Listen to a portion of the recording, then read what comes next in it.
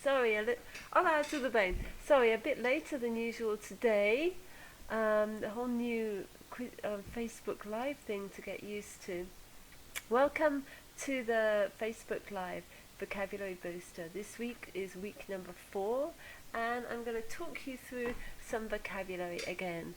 And this week, for the beginners, we've got some numbers.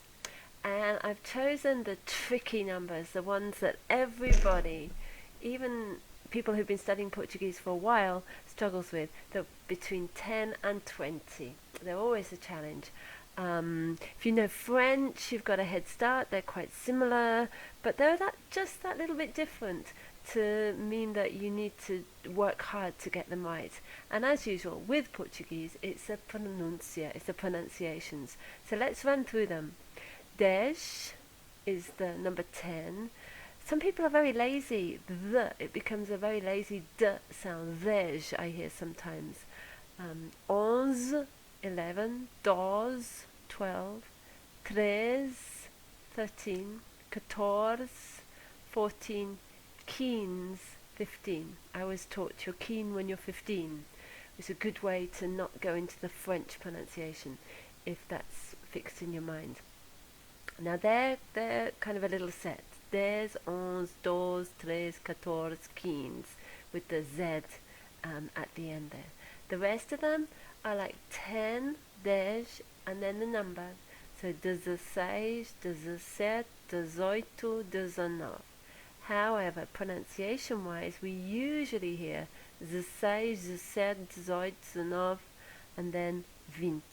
So the beginnings here, Z, is very soft, as we normally expect with words that begin with DE.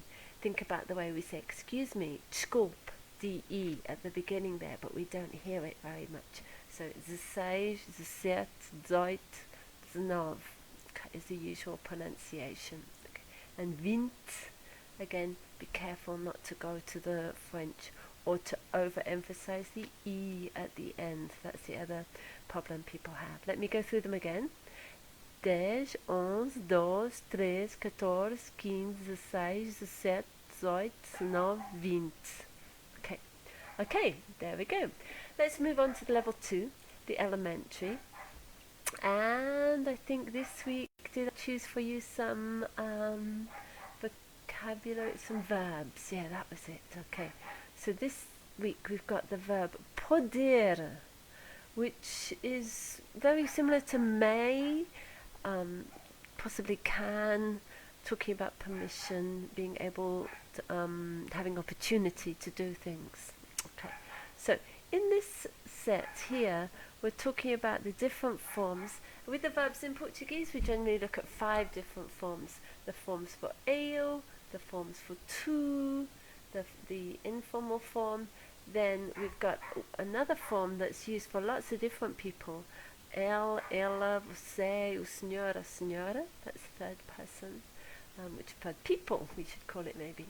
Nós, we is the fourth form, and then the last form group that's we use commonly is the eles, elas, vocês, os senhores, as senhoras. And they use sirs, these plural. In modern everyday Portuguese, we don't bother to learn the voz form. It is still used in some regions.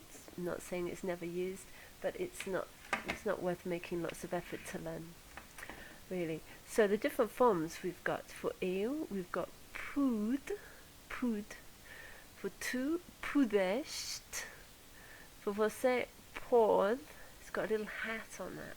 P-O-D-E. So that's the same for ela, ela, senhora, senhora. Podemos is for nós, and for vocês and eles, etc. It's puderam. So pud, pudeste, pode, podemos, puderam. Okay.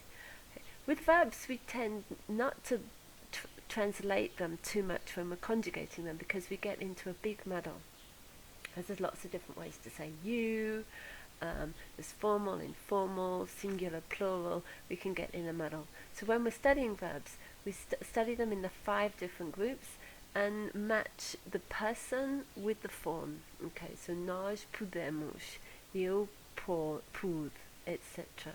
Okay, so in the Quizlet groups, rather than having any translation there, what I do is I just write the verbs and then I write the personal pronouns, and the task is to match them up to help you studying with that. Okay, okay, and then moving on to level 3, the intermediate level. This week, looking at the verb ficar. So the verb ficar is super common. It's used in many different situations. If you're going to look in the dictionary for the straight translation, it's to stay. Okay, like fico no hotel, I stay in a hotel. But you see it in many situations where it does not mean stay. I'm not going to go into all of that right now. But one other thing that happens with ficar is that it combines with prepositions, so preposition like de, ein, por, para, these little words, in, on, at, and it gives it a whole new meaning, very, very different from stay. Okay, but once you get see all of the words that work with it, you start to see a certain feeling of the way that it's moving in. We have hundreds of them in English. If you're a native English speaker, you use them all the time. Like I get up at 6 o'clock. Get is obtain, but get up is not obtain up. It's leave the bed. Hundreds and hundreds and thousands of examples like that. Okay, so this is the kind of thing we're talking about here with ficar. So if we ficar com, this is you keep something. Ficar com alguma coisa. Okay, so eu vou ficar com o teu contacto. I'm gonna keep your contact, your telephone number. Okay. Ficar de, often ficar de fazer something, is you arrange to do something, to have something set up, combinado in português. Ficamos de encontrar-nos ao meio-dia. We arrange to meet at midday, for example. The next one, ficar em algum lugar, ficar em means to be situated or to stay in a place. So this is more similar to the ficar, and this could either be a person staying, like fico no hotel, I stay in a hotel, or this could be a building being located in a place. So o hotel fica na Avenida do Brasil. The hotel is situated on the Avenida do Brasil.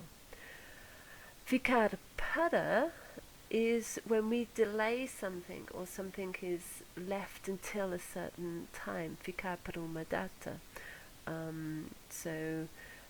Ficou para a próxima semana. It was delayed until the next week. Or if we're talking about a person, ficar para uma pessoa, it's something that's given or left in an inheritance to someone. Okay, so a casa ficou para os sobrinhos. The house was left to the nephews, for example. If we're combining ficar with por, ficar por, it's often something to do that we haven't done yet. Ficar por fazer, we've still got to do it. So, a cama ficou por fazer. The bed was still to be made. Or ficar por, often in the phrase ficamos por aqui, let's finish here. This is the point at which we're going to finish. Okay, so that's what I could say right now. Vamos ficar por aqui. Okay. Okay, in the notes about this chat, I've put the links into these sets if you want to have a look at them. And because we're all now in these COVID times, stuck at homes, perhaps with some extra time on our hands, do sign up to some of the packages that I've got for free for everybody. Okay.